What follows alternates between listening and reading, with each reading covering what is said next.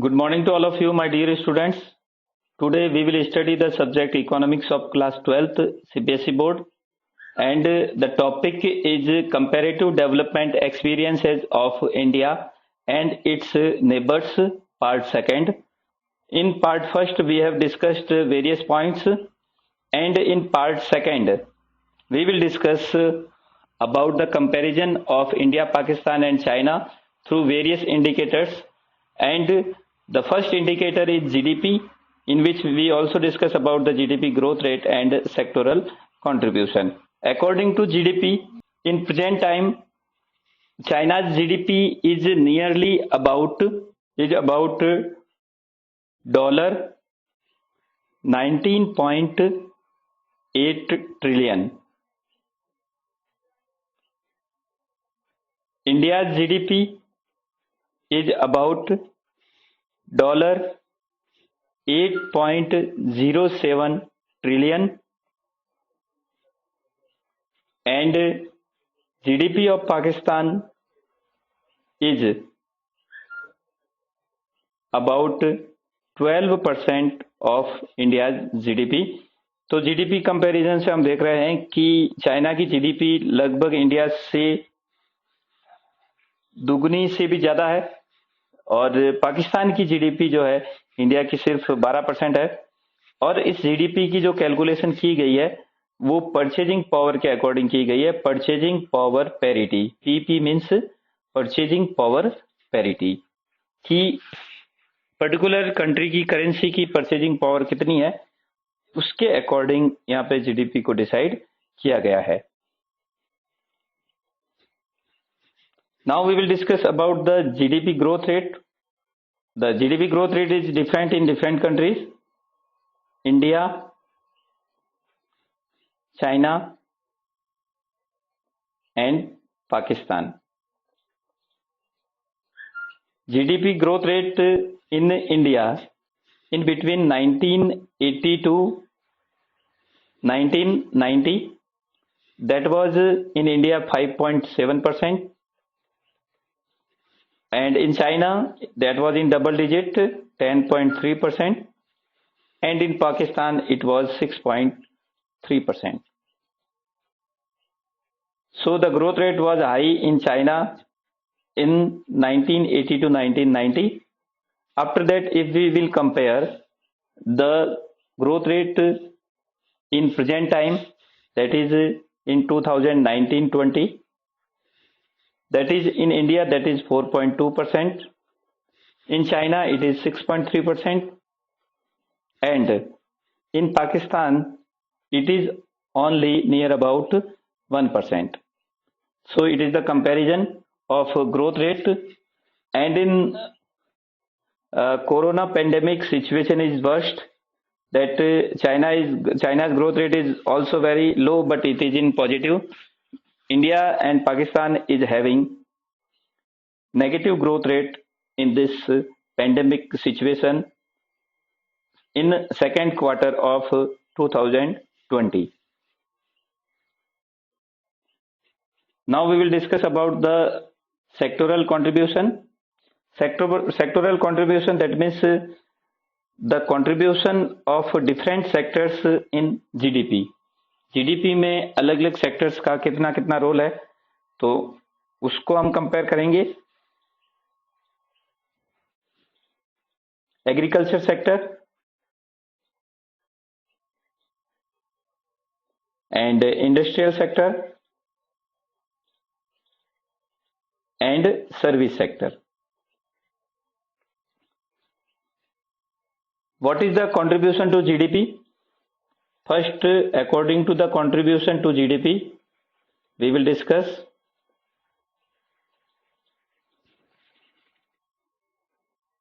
contribution to GDP of agriculture sector in India, that is 17%, and in China that is 9%, and in Pakistan that is 25%. This data are given according to 2016. ये 2016 का data है, उसके according हम comparison कर रहे हैं. When we take industrial sector, the contribution of industrial sector to GDP, that is 30% in India.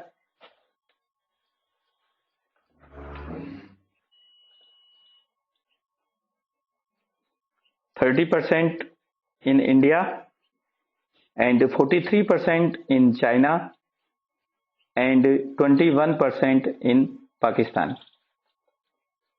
Now we will discuss about the role of service sector, contribution of service sector to GDP. In India, it is 53% and in China it is 48% and in Pakistan it is 54%. We can see here that in China industrial sector is growing fast and in India and Pakistan service sector is growing fast.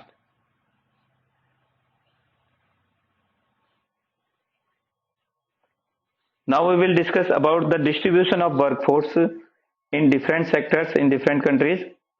Distribution of workforce.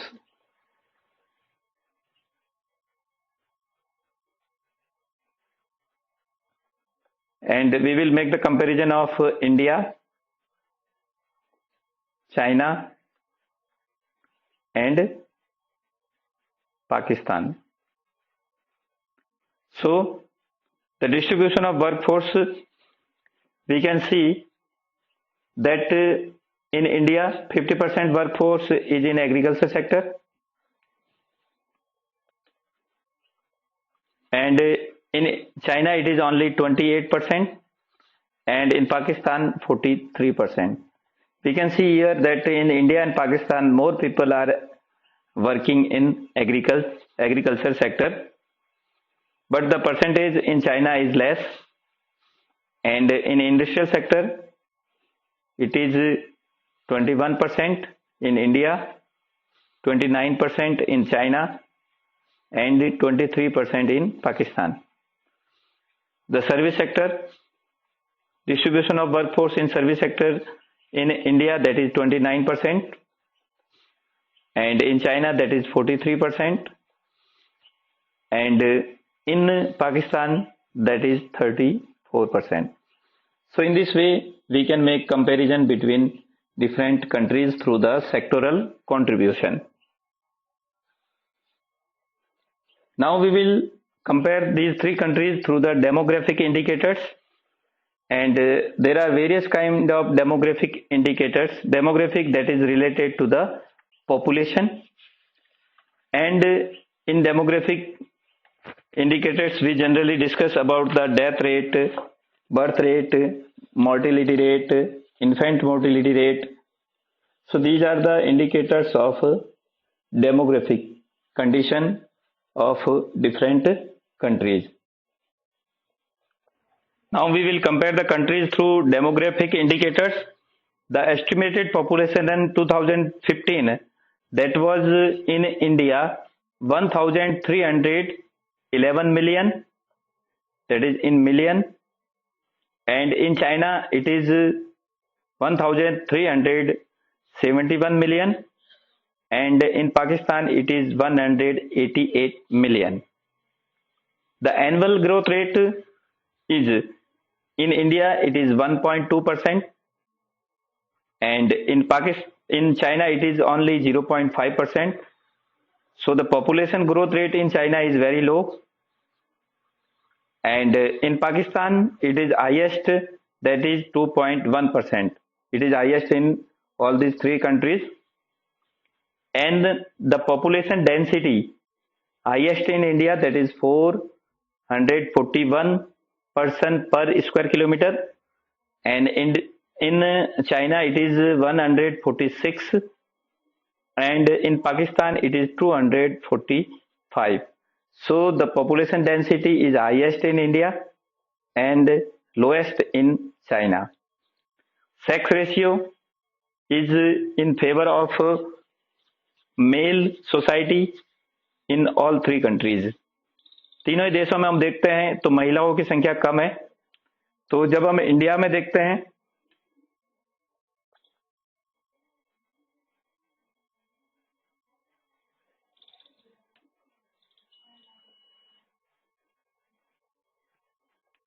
To 2015 के according India में sex ratio 929 है और China में 941 है और पाकिस्तान में 947 है। Urbanisation, that is in according to 2015 in Pakistan it is in India it is 33%. That means 33% people are living in urban area and 67% people are living in rural area. In China it is 56%. Most of the population is living in urban area in China, and in Pakistan it is 39%. तो urbanisation के मामले में हम दोनों देशों से पीछे हैं, और सेक्स रेशियो के हिसाब से भी देखें तो हम दोनों देशों से पीछे हैं, क्योंकि फीमेल की संख्या अपने इंडिया में कम है, सेक्स रेशियो इंडिया में कम है। इस टाइप से पॉपुलेशन के माध्यम से या डेमोग्राफिक इंडिकेटर्स के माध्यम से हम डिफरेंट कंट्रीज में कंपैरिजन कर सकते हैं। Next, now we will make the comparison of India, Pakistan and China through the human development indicators. So first we will know what are the human development indicators. When there is a human development in the society, we can see the schools, hospitals, supermarkets and all the facilities. So we can understand the concept of human development. In human development, first we will discuss about the human development report, and there are other elements of human development, later we will discuss about that. तो सबसे पहले human development report, मानव विकास report क्या होती है, इसके बारे में देखते हैं। It is published by UNDP. ये यूएनडीपी के द्वारा पब्लिश होती है। UNDP means United Nations Development Programme. Compares countries based on the education levels of the people, their health status and per capita income. तो यूएनडीपी ह्यूमन डेवलपमेंट को 3 तरीकों से major करता है। एक तो एजुकेशन लेवल को देखता है, एक लोगों का हेल्थ स्टेटस देखता है, और तीसरा पर कैपिटा इनकम को देखता है। तो एजुकेशन लेवल अच्छा होना चाहिए, हेल्थ स्टेटस भी अच्छा होना चाहिए, पर कैपिटा इनकम भी अच्छी है, तो हम कह सकते हैं कि वहां पे ह्यूमन डेवलपमेंट अच्छा हुआ है। Here you can see the logo of UNDP and the full form of UNDP. Next, human development. In human development, we see generally 3. So you should know about that. You should revise that. Per capita income, health, and education. These are the 3 major components of human development report. Other components of human development are literacy rate. Literacy rate measures the proportion of literate population in the 7 and above age group. 7 साल से ज्यादा उम्र के लोगों में literate लोगों का percentage कितना है, एजुकेटेड लोगों का परसेंटेज कितना है, वो लिटरेसी रेट होती है। और इंडिया में 2011 की जनगणना के अनुसार लिटरेसी रेट 72% है। नेक्स्ट, जो ह्यूमन डेवलपमेंट का इंडिकेटर आता है, infant mortality rate. So what is the infant mortality rate? Indicates the number of children that die before the age of 1 year as a proportion of 1000 live children born in that particular year. अगर किसी particular year में average 1000 बच्चों का जन्म होता है, उनमें से कितने बच्चों की डेथ 1 साल की उम्र पूरी करने से पहले हो जाती है, तो वो संख्या इन्फेंट मोर्टिलिटी रेट होती है। तो किसी देश के डेवलपमेंट को वहां की इन्फेंट मोर्टिलिटी रेट के आधार पर भी जज किया जाता है। इन्फेंट मोर्टिलिटी रेट अगर ज्यादा है तो इसका मतलब कि वहां पे डेवलपमेंट कम है। इन्फेंट मोर्टिलिटी रेट कम है, इसका मतलब वहां पे डेवलपमेंट ज्यादा है। Like that, net attendance ratio. Net attendance ratio is the total number of children of age group 6 to 10 attending school as a percentage of total number of children in the same age group. तो total जो 6 to 10 years के age group है, उनमें से कितने percent बच्चे school join करते हैं, कितने बच्चे स्कूल ज्वाइन नहीं करते हैं, तो उसका रेशियो निकाला जाता है। तो जो अटेंडेंस का रेशियो होता है, वही रेशियो हमारा नेट अटेंडेंस रेशियो होता है। Now we will discuss about the maternal mortality rate. It is also the indicator of human development that if maternal mortality rate is high, that means development is low. And if maternal mortality rate is low, that means development is high. We can say that there is the good health facilities. It refers to maternal deaths due to complications from pregnancy per 1 lakh births. तो 1 लाख बच्चों के जन्म पर उन महिलाओं कुछ महिलाओं की डेथ हो जाती है प्रेगनेंसी के दौरान। तो 1 लाख जन्म के ऊपर कितनी महिलाओं की डेथ होती है प्रेगनेंसी के दौरान, प्रेगनेंसी के कॉम्प्लिकेशंस के हिसाब से, तो वो मैटरनल मोर्टिलिटी रेट होती है। तो अच्छी हेल्थ फैसिलिटी होने पर मैटरनल मोर्टिलिटी रेट को कम किया जा सकता है। So it is also the important indicator of development. Life expectancy. Life expectancy at birth denotes, as the name suggests, average expected length of life of a person at the time of birth. कि एक व्यक्ति की birth के time में जीवित रहने की कितनी संभावना है, कितने साल तक वो जिंदा रहेगा। अर्थात हम कह सकते हैं कि एक व्यक्ति की एवरेज लाइफ कितनी हो सकती है, वही लाइफ एक्सपेक्टेंसी होती है। तो एवरेज लाइफ ज्यादा तभी हो सकती है जब कम उम्र में डेथ को रोका जाए, और कोई भी व्यक्ति अगर अपना जीवन पूरा करके फिर डेथ होती है तो फिर हमारी लाइफ एक्सपेक्टेंसी की वैल्यू भी ज्यादा आएगी। और अगर इन्फेंट मोर्टिलिटी रेट ज्यादा है और अर्ली चाइल्डहुड में भी अगर डेथ हो जाती है तो फिर हम देखेंगे एवरेज भी कम आएगा और लाइफ एक्सपेक्टेंसी की वैल्यू भी कम आएगी। तो बेटर हेल्थ फैसिलिटी मिलने पर लाइफ एक्सपेक्टेंसी अच्छी होगी, और अगर बैड हेल्थ फैसिलिटीज है तो लाइफ एक्सपेक्टेंसी कम होगी।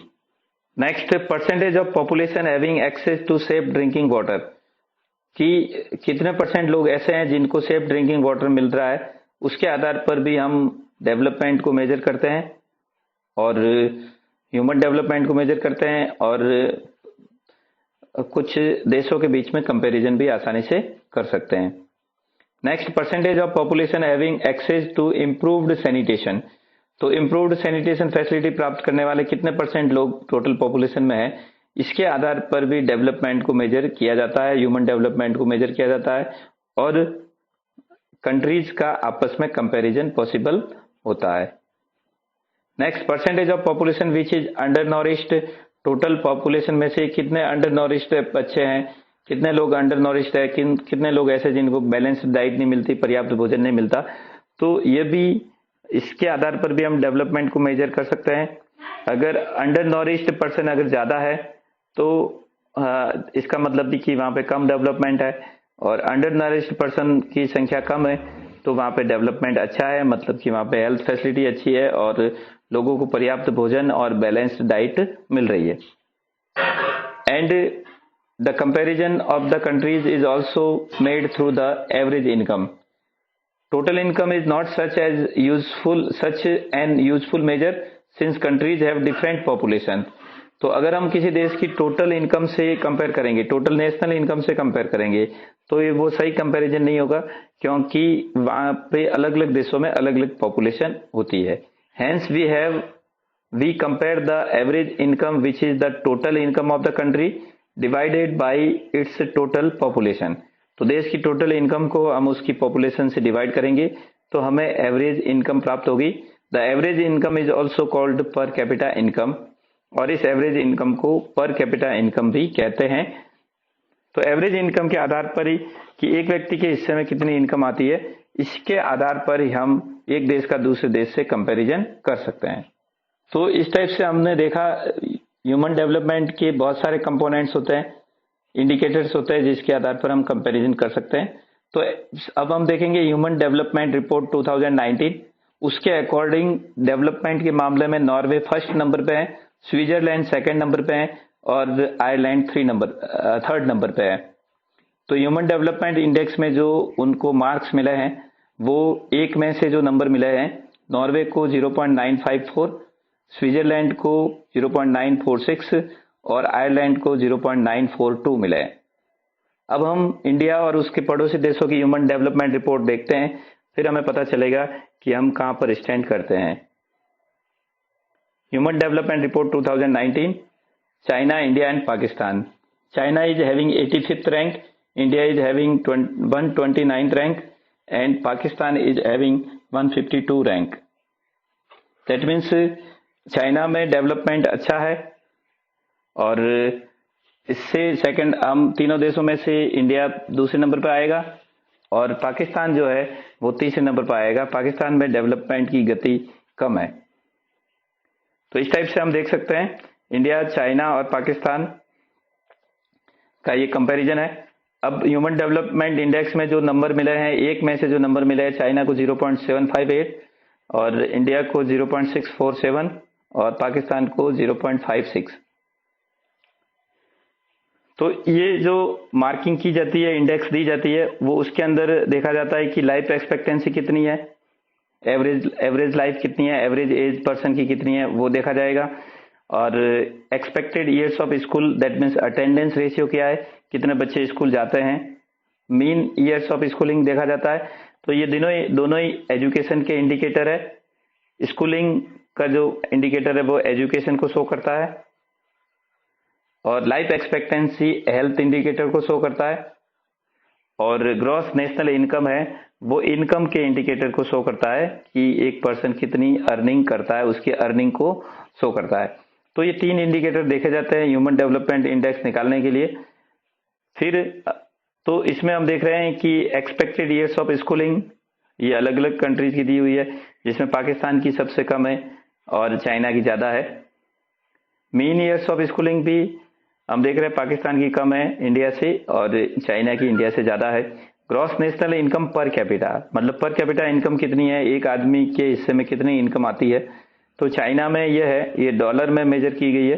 चाइना में ये $16,127 है जो ज्यादा है। इंडिया में सिर्फ ये $6,829 है पर ईयर और पाकिस्तान में ये $5,190 है। तो ये हमारी एवरेज इनकम है। इसके कंपैरिजन में भी हम देखेंगे तो चाइना हमसे बहुत आगे हैं और पाकिस्तान हमसे थोड़ा सा पीछे है। तो इस टाइप से हम कंपेयर कर सकते हैं और ये जज कर सकते हैं कि कौन सा कंट्री डेवलपमेंट बहुत फास्ट कर रहा है, कौन सा कंट्री डेवलपमेंट धीरे कर रहा है।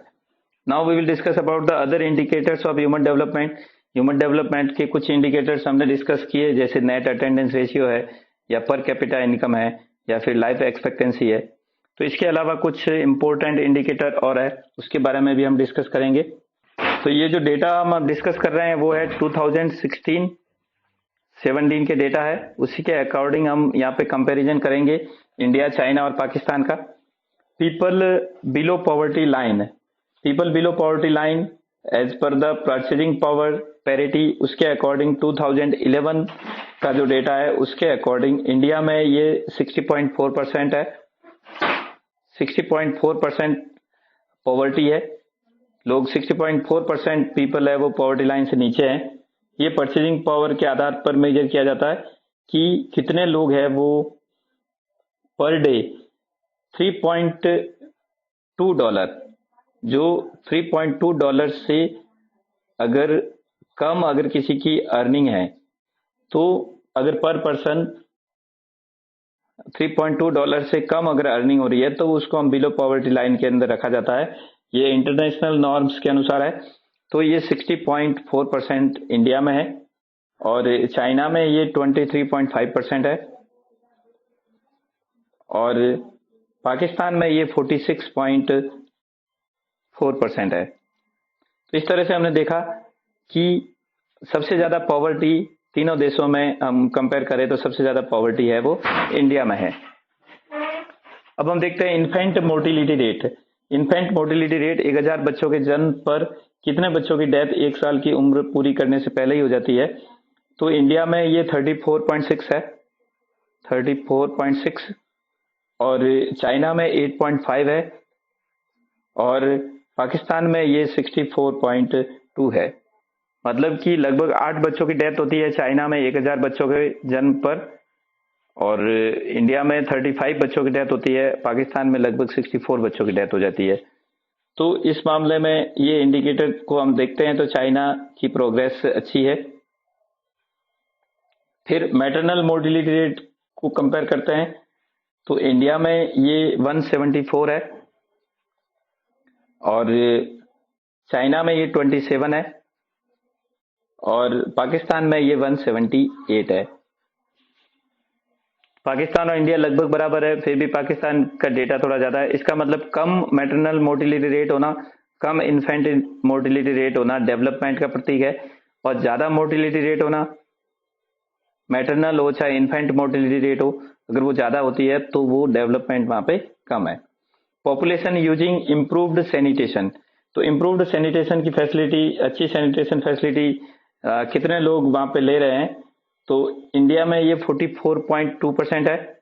इंडिया में ये 44.2% लोगों को प्रॉपर सैनिटेशन फैसिलिटी मिलती है कि भाई जहाँ पे वो रह रहे हैं तो वहाँ सैनिटेशन पानी का प्रॉपर हो रहा है और गंदगी वहाँ नहीं फैल रही है, बीमारियां नहीं फैल रही है।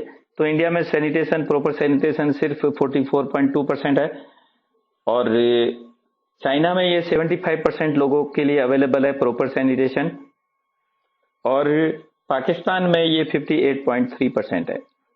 Next, population using improved water sources, safe drinking water प्राप्त करने वाले कितने परसेंट लोग हैं? इंडिया में 94% है और चाइना में 96% है और पाकिस्तान में 91% है। और अभी हमारे लिए जो पॉइंट अवेलेबल है, अंडर नॉरिश, कितने बच्चों को पर्याप्त खाना नहीं मिलने की वजह से वो अंडर नॉरिश्ड हो जाते हैं और उनकी हेल्थ स्टेटस उनका डाउन हो जाता है, तो वो हमें देखना है। अंडर नॉरिश्ड चिल्ड्रन इंडिया में 37.9% है। 37.9% बच्चों को पर्याप्त भोजन नहीं मिलता, बैलेंस्ड डाइट नहीं मिलती।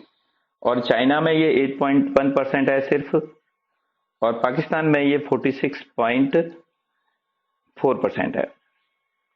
तो इस टाइप से आपने देखा कि हमने अलग अलग ह्यूमन डेवलपमेंट इंडिकेटर से तीनों देशों को कंपेयर किया, और इस कंपैरिजन में हम अधिकतर देख रहे हैं कि चाइना की प्रोग्रेस अच्छी है, चाइना में ह्यूमन डेवलपमेंट अच्छा है। सेकंड नंबर पे हम इंडिया को रख सकते हैं और पाकिस्तान थर्ड नंबर पे आएगा। और वैसे हम देखें तो पाकिस्तान और इंडिया लगभग दोनों बराबर स्थिति पे हैं। तो इस कंपैरिजन से हम सीख सकते हैं कि हमें किस तरह अपने डेवलपमेंट स्ट्रेटजी को बनाना है ताकि हम प्रोग्रेस कर सके और हम भी अपने आप को डेवलप्ड कंट्रीज में शामिल कर सके। Thank you very much. आपको वीडियो अच्छा लगा होगा, so thank you very much for watching this video.